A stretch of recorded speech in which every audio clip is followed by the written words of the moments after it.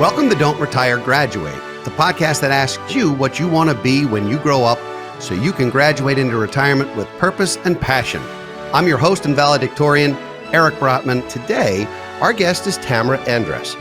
She's a top thought leader in spiritual entrepreneurship, a speaker, a 2-time best-selling author, the founder of Fit in Faith Media Company, and an ordained minister on mission to activate purpose-driven leaders personally and professionally with their broadcasted messages and businesses through publishing, podcasting, and play. Her Fit in Faith podcast is globally ranked in the top 1% of the spiritual, religious, and business charts with over 200 interviews of founders, innovators, and trailblazers. Her most treasured role is wife and mama, and she'll surely never leave her presence without being an added measure of joy.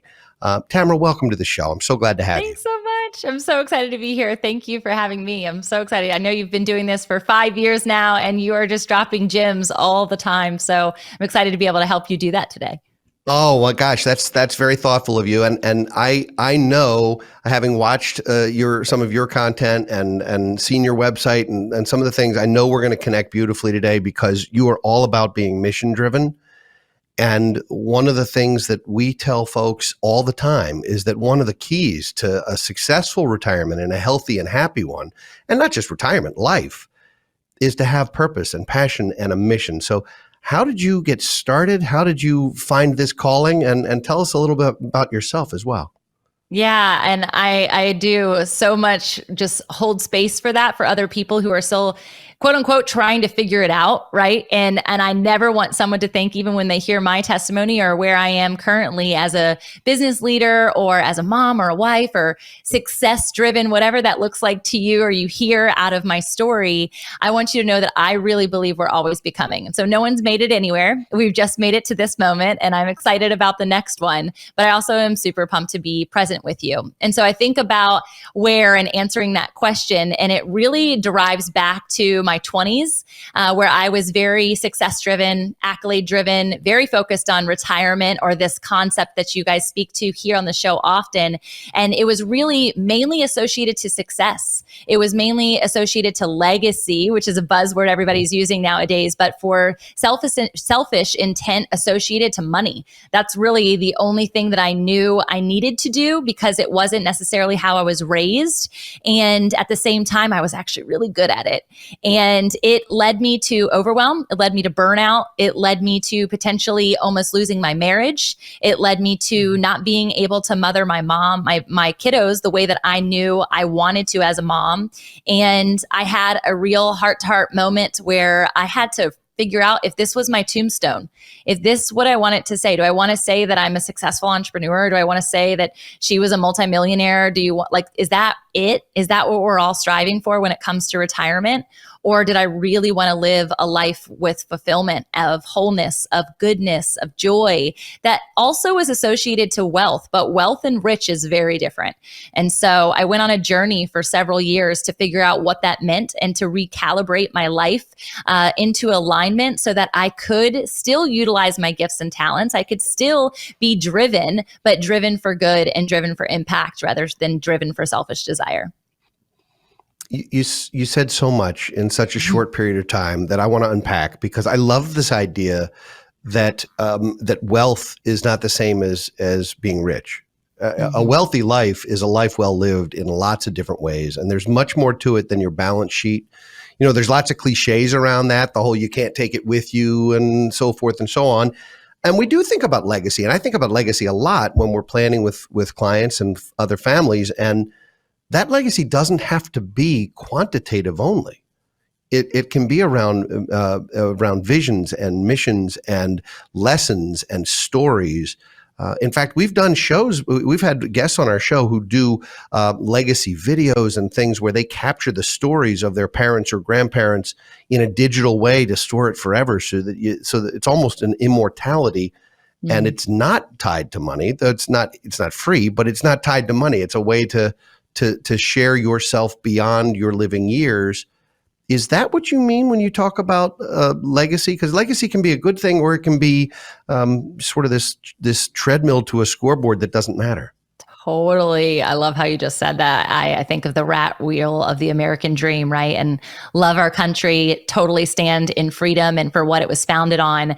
But we do get in this rat race where we're thinking the white picket fence, the nice fancy cars, the big home, the boy first, girl second, the Barbie and Ken lifestyle, a lot of which I did have at that moment. I don't say that it's not there now.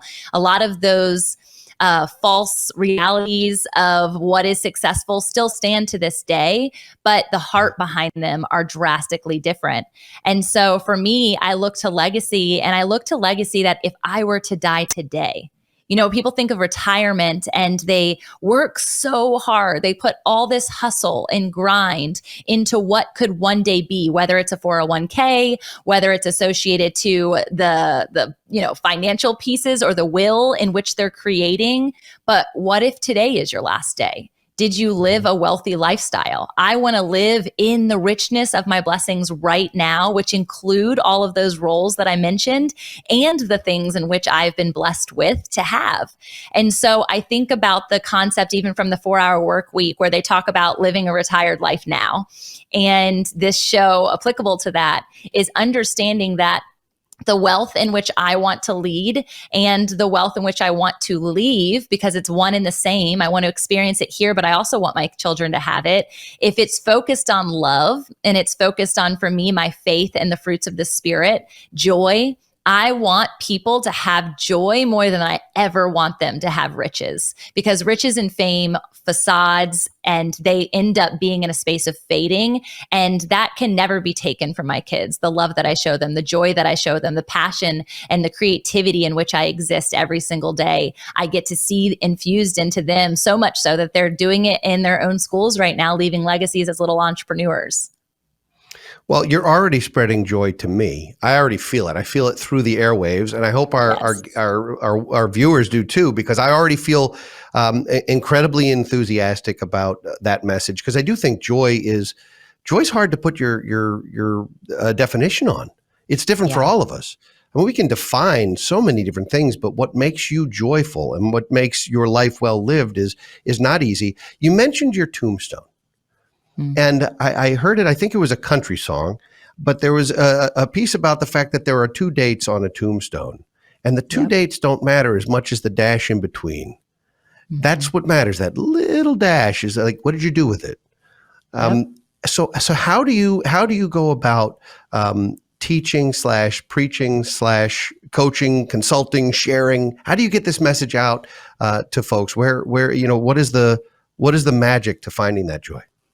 Yeah, for me, the magic was being able to blend my passions with my pain and show up to serve other people that I see are either existing in their pain or they have this incredible passion, but they don't know how to propel it. That was a lot of P's, and it's intentional and not, but purpose literally exists in the blending of our passions and our pains. And so when I tell you the testimony and the hardship, I think too, and I see now with empathetic eyes, how much success it distracts people and how much it can actually pull them away from the things that matter most, which will be the elements of their final tombstone, right? You see loving wife, you see loving mother, you see sister and friend and all of these things. But when I see people, I see them glorifying busy.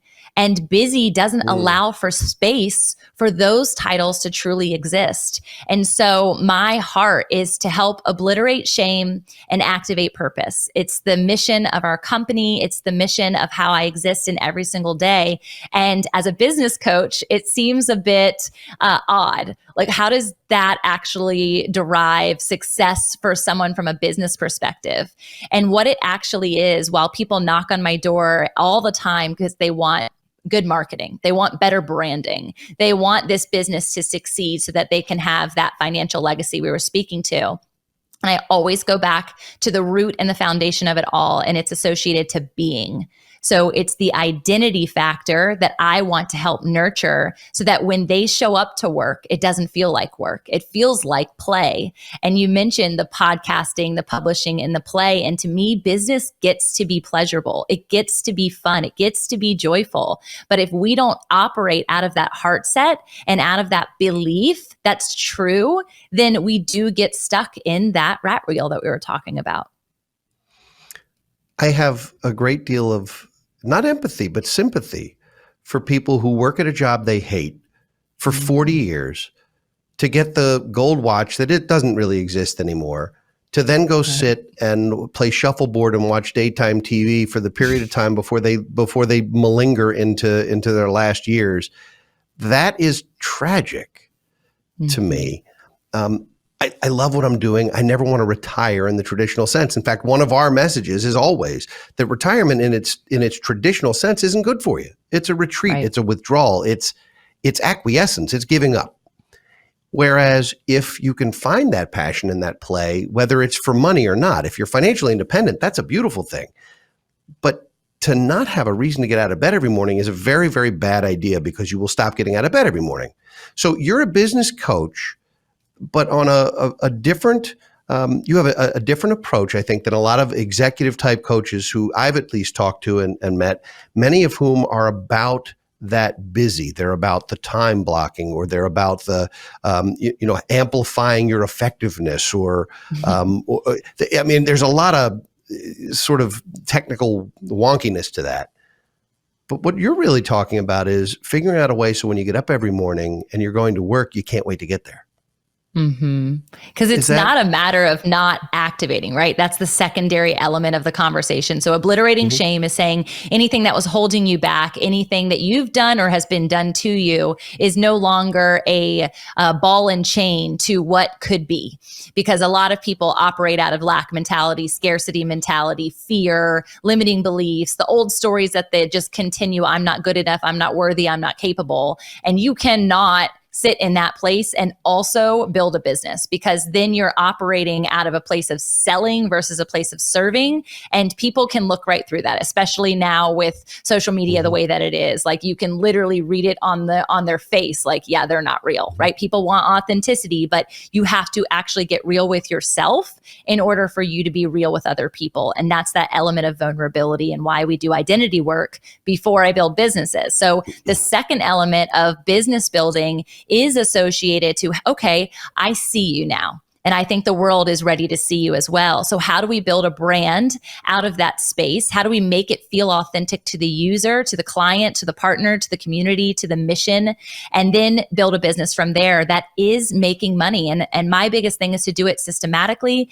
It's to create automatic elements so you have autonomy associated to your dream. I do not want to take you away from one ball and chain and then clip you to your business. Like, that's the opposite of the outcome, and I believe, of being able to lead a life that is fulfilling. And so I love to have people have margin, not time blocks, and to be able to really explore all of the passions and the hobbies that they have and making a business out of that. Like, one of the examples, so many people are attracted to the way that we show up as a company because we do a lot of traveling. We have and host retreats, we do conferences, we have book writing retreats and women's retreats and marriage retreats and all of these different things. And people are like, I want more of that in my life. And when they come to me to build a business, I'm like, how can we turn that into a retreat? One, so you can see the world and do some of the things that you love to do, but also so you can take other people on that adventure and that journey with you and explore in depth and in freedom. Right? There's such a freedom that comes to the rest and rejuvenation that can occur on, even if it's a business retreat, it matters. You get to reset your life, your soul, your spirit. So when you go back to those places that sometimes feel like ball and chain, you can bring a new sense of enthusiasm, a higher level of essence and joy, and you can then move forward in that space. And so branding and business building, it's all associated to what motivates you, what drives you, what brings you that sense of happiness. Because when you exist in that space, you are a magnet for momentum, which means you're a magnet for what we talk about here associated to finances. It's going to happen. And you get to have such faith and peace in that versus doing it and operating out of a place of lack or a place of the more I do, the more I'll make. That's simply not true. And it's a lie. I couldn't agree with you more that retreats matter. I think getting off-site matters, not having the interruptions, whether it's at home or at work.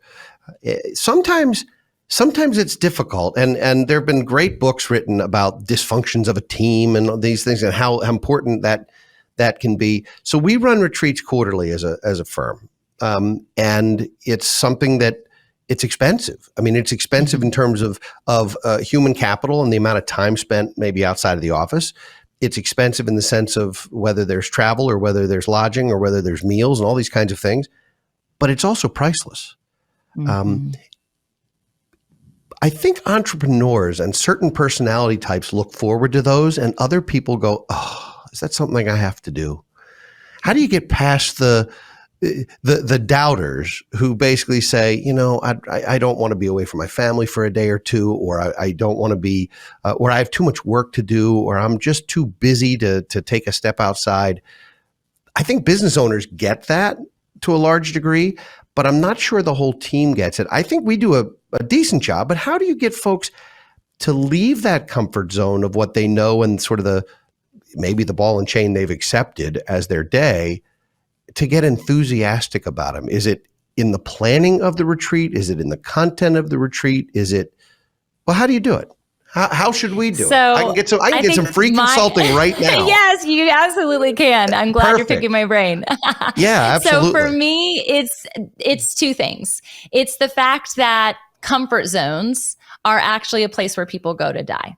It's actually complacency. Comfort is the pond that is now breeding moss and algae because there's no movement. And for me, movement is everything, both in mind, body, and spirit. You cannot stay stagnant in a place where you also equally want growth or retirement, right? We can talk about that piece so eloquently here. Retirement and retreats literally go hand in hand. So there's the piece of saying you want more out of life, something you want more of. If you want to experience it, you have to shake things up. You have to do something different. You have to step out of your comfort zone. From a faith lens, I always think of Peter stepping out of the boat. He could have easily stayed there, and he could have second guessed and asked all the questions and the qualms and the worries of, if I stay here, if I get out, if I stay here, if I get out, what should I do? He would have never walked on water. He would have never experienced that miracle. And I believe there are miracles waiting to be had in people's lives if they get into this retreat environment.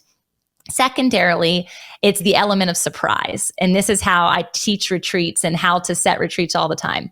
It's surprises. We often enough in life, especially after you get married and maybe have kids, if you decide to keep the gender a secret, other than that, like what surprises are there in life? Truly, they're all planned. Everything has a knowing at this point in our life. And if we don't know, we're on the hunt to know. We Google everything, right? And so yeah. For me, I literally don't even tell the people where they're going. They don't have the address to the location less 24 hours before they get there, mainly for emergency contact purposes.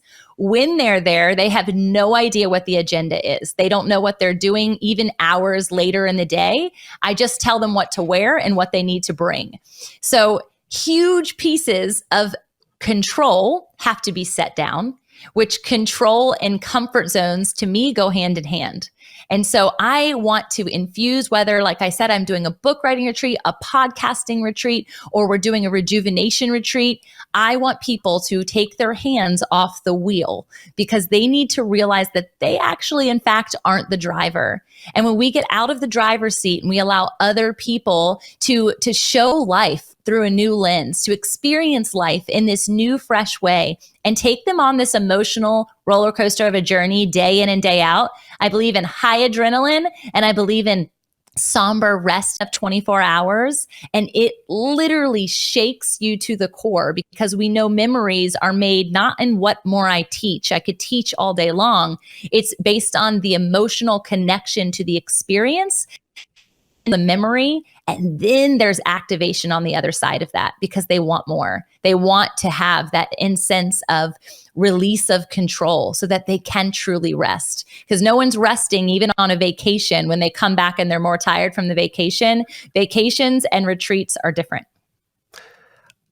I can attest to that. Actually, the best retreat I've ever been on, and I will share this with you and with everyone because not everybody knows I did this. And for those who know me well, they'll say, "How in the world did you get talked into this?" But I went to a retreat, and it was in the 2008, 2009. It was during the financial crisis when the level of stress that we were not only experiencing as a business, but that we were experiencing in our industry with really frightened people every day. Sometimes frightened, sometimes angry, sometimes a combination. But so I went on a retreat to upstate New York with a dozen other maybe a dozen and a half other financial advisors. And it was a 4-day retreat that was fully unplugged. It was meditation. It was yoga. It was spirituality. It was not a religious retreat, but it was a spiritual retreat. Sure. We called it Thrive. And during that retreat, we actually had a 24-hour vow of silence where we just had to be with ourselves. You weren't allowed to read. There were no crossword puzzles happening. No one could have their phones. We had to just walk and just be and just breathe and not even make eye contact with each other. Like we were separated and just being by ourselves. I confess, I'm a talker. I mean, it's partly how I make a living. You have a podcast. Right. I like to communicate. I like to talk. And so the silence was hard for me, but not for very long. I actually loved the way I felt. And I came back from this retreat so thoroughly rejuvenated and so thoroughly rested and so thoroughly at peace that I was able to tackle the things that came afterwards so much more effectively, so much more adroitly, and with so much more grace. Are these the kinds of things that you suggest and that you facilitate, and you've taken people through this kind of journey? Yes, and it is so critical. And I love that you had 4 days, because a lot of people will try and stuff this into an overnight or maybe a weekend, and it cannot happen in that time frame. You're not even giving your nervous system enough time to relax. There's no space for silence because you have too much that you're trying to quote unquote do, even though you're supposed to be in that moment. And so ours are 6 nights, 7 days. We go on that extensive journey with self. And I love that you practice silence because I think it's so powerful. And often, even in today's day and age, when something is given space and margin, as I mentioned, you're filling it with a podcast, you're filling it with a YouTube, you're filling it with a Google search, you're filling it with a book, you're filling it with worship or prayer or meditation or yoga. But there's a very huge difference between conscious silence to listen to, I don't care if you're listening to your God or a God, you're listening to the wind. When you think about spirituality associated to that, you come back into centeredness of gratitude for the fact that you're even breathing and you're coexisting in that moment in such a beautiful way that you get outside of self. And just like I love standing next to the ocean because I feel so insignificant in that moment. And I think significance in our ego is important. That's what gives us confidence. But simultaneous to that, there is this element of surrender and just the knowing in that moment that if everything changed in that moment, I still am me. And there's a sense of peace about that, and a sense of no matter if my business is there, no matter if something tragically happened to my family or my health or anything, my spirit, my soul can still serve humanity. Otherwise, I wouldn't be there. So for the benefit of our viewers, our listeners, a retreat like this isn't something that everyone can do. There are limitations to what folks can do, either because of parenting or family issues or health issues or financial issues or other things. Not everybody can do that, though you have me ready to sign up. Let's go. So how do you take some of these elements into your everyday life so that you can integrate that into your work, into your family, into your quest for meaning, but also into your passion for living a retired life, even while you're still working, which I think is so important. Yeah. So for me, it's that element of not habitual, not routine living, which is the antithesis to most high performers, right? And I can tag myself as such. I'm an Enneagram 3, if you know anything about the Enneagram personality test. If not, I highly recommend you check it out. It's really cool. But I do have a rhythm to my life, but I do not have a traditional routine. And I think routines put us back into comfort, which put us back into complacency. And so what if we break that cycle? What if your rhythms associated to the rhythms of grace, associated to the rhythms of what's most important to you seasonally, things change. I get that. And I love if we can embrace that change more often. And so creating that margin, as I mentioned, that looks like exploring your hobbies. It looks like traveling. And whether you have the financial capability or not, I live in Virginia and there is something beautiful at literally every turn. And so maybe you need to travel inward to your city more often. Maybe you need to get your feet on solid ground. Maybe you need to explore the skies, right? There's so much going on around us that we completely forget about because we get in this rat wheel and we think everything is in the rat wheel. It's not. There's so much more outside of that.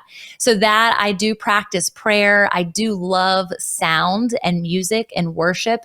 And I put myself outside of self as often as possible so that when I get centered and I'm in a client to client conversation or I'm with my team, we can have checks and balances of knowing one another at our core versus doing together. Because I know a lot of people who are listening might be working in an office setting or working alongside a team, or even if you're operating within your family and you get into these routines of expectations for one another. But if we can rid ourselves of the expectation and the routine, then we can stand in a space of rhythm and people actually knowing who you are, checks and balances associated with your mental health, associated to your physical well-being, to your emotional health, to your spiritual health, becomes so much more aware and attuned to those people because you're allowing yourself to exist fully in who you are rather than in what you do, which literally goes back to what I shared at the beginning of my title, accolade-driven, perfection-driven self. I could get all of my lapels taken away. You could take away every, ordained minister, 2-time best-selling author, #1 podcast. You could take away all of that stuff from me and it wouldn't matter because the people who are associated around me and my deep knowing of self allows me to stand in peace and joy simultaneously because I am not carrying a facade or a mask like I was for so long. I'm not speechless very often, but you've got me there. So I'm so appreciative of the wisdom you've shared today. And I mean that. I think this is wisdom. And you discovered it and you were vulnerable enough to share with us that it nearly cost you your marriage and your family and some the things that aren't replaceable, that are the most important in your life. And so I thank you for being so vulnerable with us. I'm going to ask you a question that I can't wait to hear the answer to with bated breath, which is, what do you want to be when you grow up? What's next? This is probably going to be the total antithesis. And I would love to hear, I need you to clip together every response from every guest you've ever had. I want to know what everyone wants to be when they grow up. I want to be Tinkerbell. Oh, okay. I want to be Tinkerbell. I want to be able to travel at will on a whim. I want to be able to sprinkle joy and hope to everyone. I want to see people actually fly and understand their identity versus standing in a space of fearing their own shadow. And so I've never said that out loud, Eric, until you asked me the question or prompted it. But that's what I want to be. I want to be that for my children. I want to be that for my friends. I want to be that for strangers. And I think that it's possible in my own way. I think that is my favorite answer ever. So now the rest of time, our guests are going to have to come up with something because, of course, life is a competition. Everyone has to try and top everybody else. Of course. That's a great answer. I love that. And I think you're probably going to be Tinkerbell if you aren't already. So that is totally amazing. I don't even know how to ask the next question. This is so much fun. I want to know what your extra credit assignment is going to be for our listeners, because there's got to be one step, one thing that folks can do immediately, whether it's today or whether it's this weekend or whether it's in the coming days, there's got to be one thing people can do to start to experience some of what you're sharing with us. What would that one thing be? All right. So it's an activity. So it is one thing that I have not only all my clients, but anybody who comes on a retreat with me. I have my children do this. I think it is so important for us to realize that there is a transformation zone that exists within you already, whether you're in the process of becoming or changing or shifting or evolving, no matter where you are. And so you take a piece of paper, you turn it no different than if you were writing it from left to right. You're going to split that piece of paper in half. Half of the page is going to have passions, and the other half of the page is going to have pains. And I want you to stream of conscious, just write those things out. Your passions could be your hobbies. It could be things that make you happy or joyful. It could be things that you're passionate about in association to relationships or family members or anything. And then the pain, I want you to actually go there. I want you to sit with that side as you're doing the stream of conscious. It could be traumas. It could be depressive memories. It could be things that agitate you. It could be things that make you so irate that you see in humanity. And then there's the next process. And this is the process of recognizing how are you existing from pain to passion or passion to pain in this very moment of your life.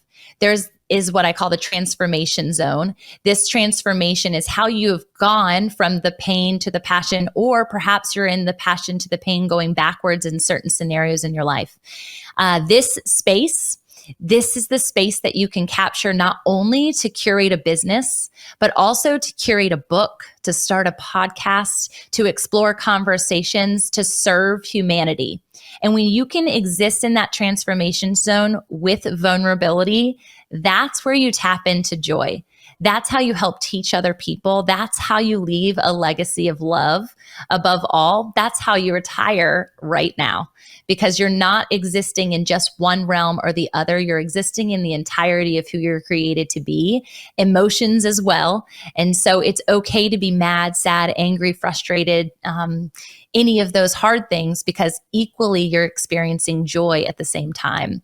And so try this activity, exist in that space, and realize that you have so much more to give right now that is monetizable and also just truly a life breathing into what could be your current comfort zone.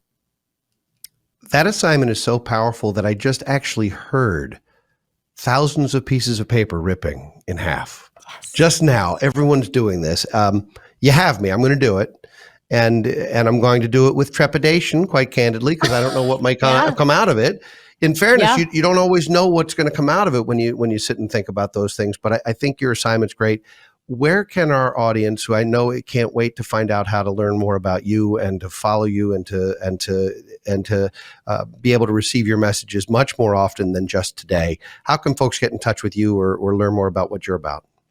Yeah, so I have a social media presence on every platform. So you can hang out with me on YouTube, Instagram, TikTok, all the places, minus Snapchat. I'm not going to tip my toe there. No Tinkerbell in Snapchat. And so I have got a podcast. Not yet also. Anyway. Not yet. True. Yeah, not yet anyway. Never say never. That's right. So the podcast is called Fit in Faith, and FIT stands for Founders, Innovators, and Trailblazers. Thank you for sharing that. If you're watching live, you can see the podcast cover. And you can also go to fitinfaithmedia.com or tamraandress.com.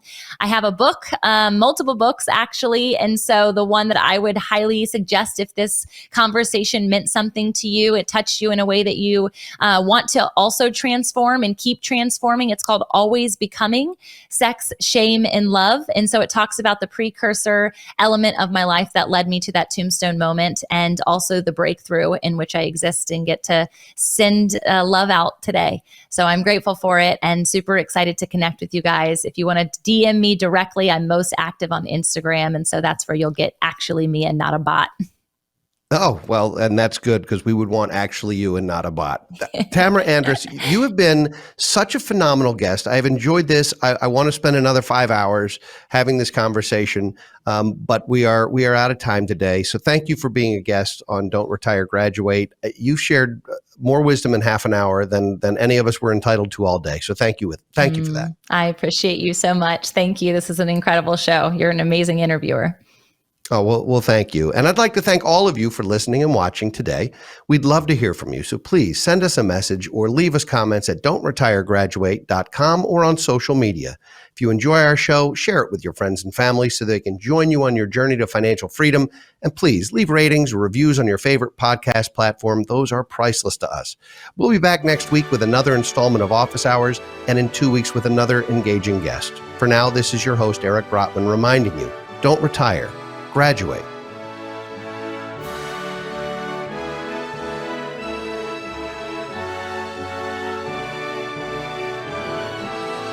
Securities offered through Kestra Investment Services, LLC. Kestra IS. Member FINRA SIPC. Investment advisory services offered through Kestra Advisory Services, LLC. Kestra AS. An affiliate of Kestra IS. Kestra IS or Kestra AS are not affiliated with Brotman Financial or any other entity discussed.